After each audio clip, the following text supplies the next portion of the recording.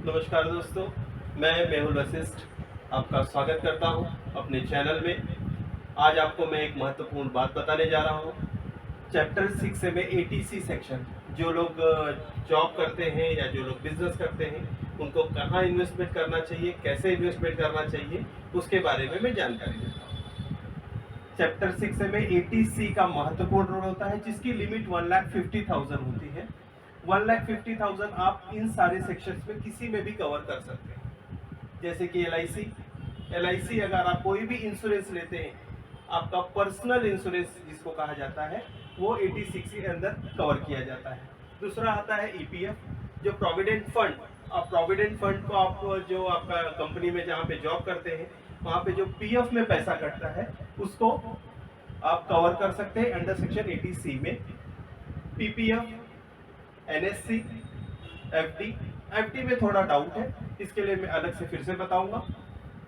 Tuition fees के बारे में आपको थोड़ी जानकारी दे दूं।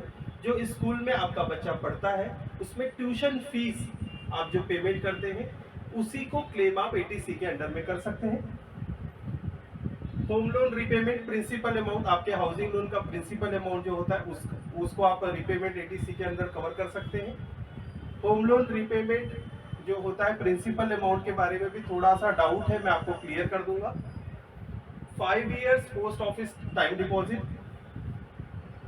Senior citizen saving scheme, NPS, equity liquid fund saving scheme का आता है ये। एसडी, स्टैम्प ड्यूटी भी थोड़ा डिटेल्स में मैं आपको बताऊंगा।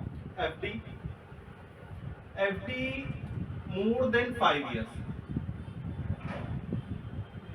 5 इयर्स कोई भी एफडी आप बैंक में करते हैं जो 5 साल से ज्यादा है उसका आप एटीसी में क्लेम कर सकते हैं। ध्यान दीजिएगा, एफडी के ऊपर मिला हुआ इंटरेस्ट एग्जाम रेट में नहीं होता, उसके ऊपर टैक्स पे करना पड़ेगा। लेकिन एटीसी में आपको जो आप एफडी अमाउंट करेंगे उस अमाउंट का आपको टैक्स बेनिफिट मिलेगा एटीसी के अंदर, जिसकी पूरी लिमिट 1,50,000 होती है। आप इसमें से किसी में भी इन्वेस्टमेंट एटीसी के अंदर कवर किया जाता है, जिसकी टोटल लिमिट 1,50,000 होगी। एफडी के बारे में आपको बताया। होम लोन रिपेमेंट क्या होता है, जब हम घर लेते हैं तो उसके अंदर एक सिस्टम आता है जहां पे होम लोन आप रिपेमेंट करते हैं। होम लोन रिपेमेंट में आप प्रिंसिपल अमाउंट जो आपका होता है, प्रिंसिपल अमाउंट वो आपका एटीसी के अंदर कवर होता है। और इंटरेस्ट अमाउंट 24B सेक्शन में डिडक्शन होता है। दोनों अलग अलग डिडक्शन होते हैं। लेकिन आपको एक चीज और बता दूं, होम लोन का जो प्रिंसिपल अमाउंट है, अगर आपके घर का ओसी नहीं मिला हुआ है तो आप होम लोन का रीपेमेंट क्लेम नहीं कर सकते, अगर आपके घर का ओसी नहीं मिला हुआ है तो। उसके अलावा और एक बताया, स्टैम्प ड्यूटी क्या होता है, जब हम कोई घर परचेस करते हैं, नया घर लेते हैं तो हम वहां पे स्टैम्प ड्यूटी भरते हैं। वो स्टैम्प ड्यूटी जो हम पे करते हैं गवर्नमेंट को, उसका आप tax benefit under section 80C में ले सकते हैं। ये एक महत्वपूर्ण सूचना है, जो स्टैम्प ड्यूटी आपका आप भरते हैं या पे करते हैं उसका आप टैक्स बेनिफिट ले सकते हैं अंडर सेक्शन 80C में। इसी प्रकार चैप्टर 6A में इतने सारे डिडक्शंस होते हैं जिसका क्लेम आप 80C में कर सकते हैं। लेकिन ये 1.5 लाख की जो लिमिट है, ये financial year 2023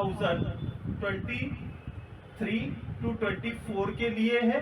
next financial year के हमारे बजट मिनिस्टर आपको डिटेल्स में बताएंगे कि आगे फाइनेंशियल ईयर में ये लिमिट रहेगी नहीं रहेगी, इसमें क्या चेंजेस होगा। नेक्स्ट फाइनेंशियल ईयर में ये चेंज भी हो सकता है। ये फाइनेंशियल ईयर सिर्फ इसके लिए लागू है और इसी फाइनेंशियल ईयर के लिए मैंने आपको ये सारी डिटेल्स बताए हैं।